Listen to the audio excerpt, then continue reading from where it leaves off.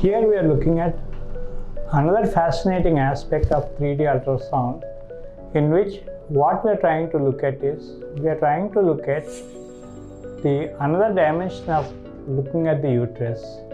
That dimension of looking at the uterus is called the oblique view. I'll be showing you how we use the oblique view and what are the benefits. And in this you have a 2D image, and in this you have a function called oblique view. And in this what happens is, I'll be tracing the uterus by selecting the cursor, and on the right side of the screen you're seeing the change that is happening, and then I'm able to select by selecting what exactly I want. So once I finish that, I can change the angle in different dimensions so that you also get many features like this.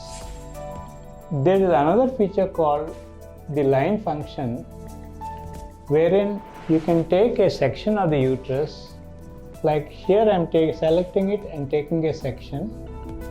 You get some image. Then what I do is, I can move this cursor here and then look at it at different points of interest. Here I am coming from the serosa layer, moving into the myometrial layer. Then as I am moving it, I am coming to the uterine cavity, and then I have entered the uterine cavity where I can adjust the angle to get good information. Then I am also seeing a small abnormal area here where it has any significance. The other thing is, I can rotate this cursor like this,